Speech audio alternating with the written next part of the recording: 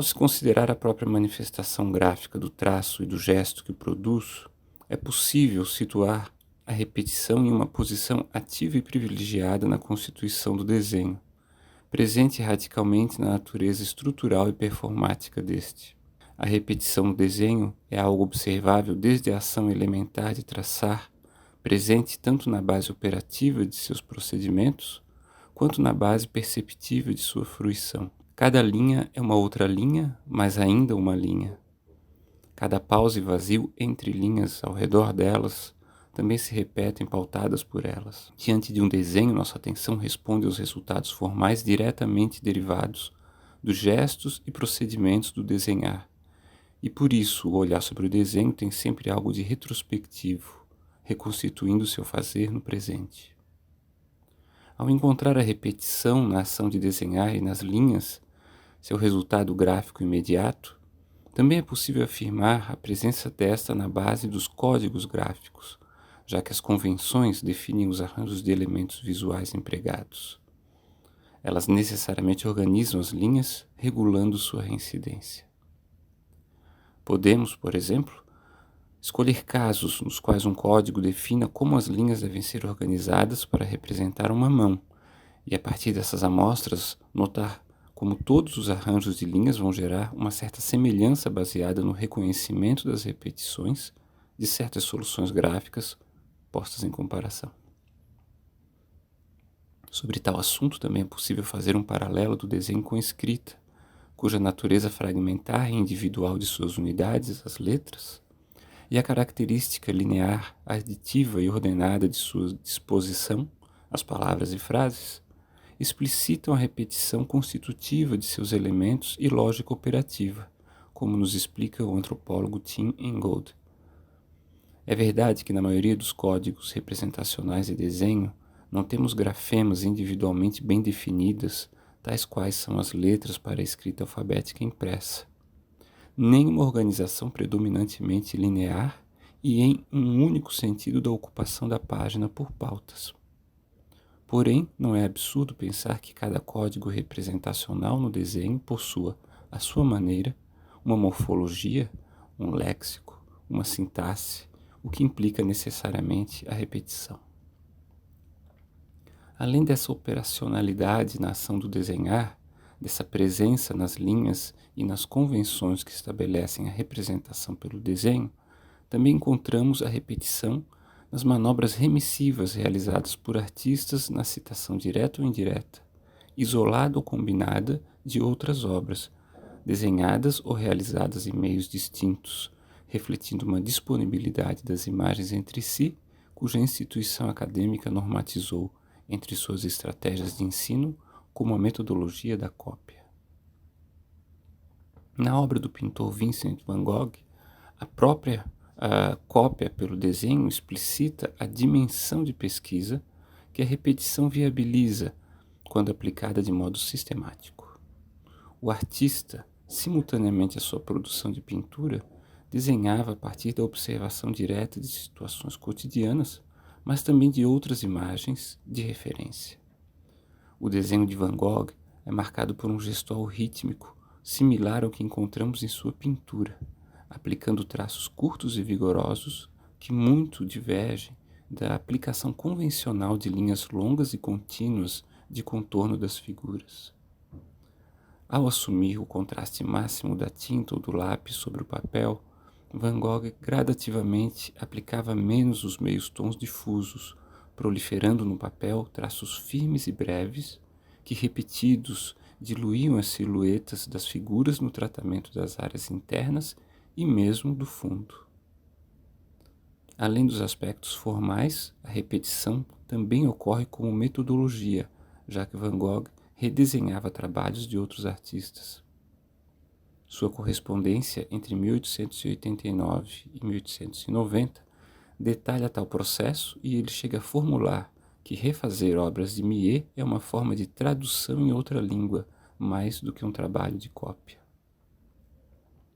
Mas quais questões estariam acionadas em uma poética de reduzido repertório visual? O poeta Haroldo de Campos definiu a obra de Mira Schendel como uma arte de vazios, onde a extrema redundância começa a gerar informação original. E a crítica de arte Thaisa Palhares afirma que a repetição é fundamental na obra de Schendel, ocorrendo em elementos formais, em gestos e procedimentos. Formas como o círculo e o quadrado retangular reincidem nas pinturas da artista, inicialmente delimitando figuras das naturezas mortas, mas depois, já dissociadas da figuração naturalista, explicitam o gesto único e imediato de sua realização. Deslocam a ênfase de uma representação visual codificada para o gesto performativo e suas implicações existenciais. Na obra de Schendel, onde procedimentos e técnicas se alternam e repetem, há o destaque das monotipias, conjunto que reúne 2.000 trabalhos realizados entre 1964 e 66.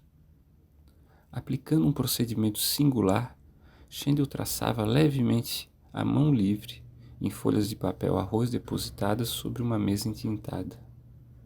A baixa gramatura do papel arroz absorvia a tinta e tornava as linhas visíveis mesmo no verso das folhas. Tal impressão desenhada resulta de um gesto econômico de caráter sutil e espontâneo, pelo qual a repetição remove da monotipia a neutralidade mecânica da transferência da imagem ao inserir no momento da impressão o gesto que desenha e escreve, e ao mesmo tempo suspende a cegueira e o peso do espelhamento na impressão. Na obra do artista William Kentridge, a repetição está implicada com a animação, mas de um modo muito distinto do padrão produtivo aprimorado pela indústria cinematográfica. O artista emprega um procedimento que não almeja uma otimização do trabalho, nem prioriza o resultado fílmico sobre o processo gráfico, e por isso, cada sequência dos seus filmes envolve um único filme, um único desenho em vários estágios.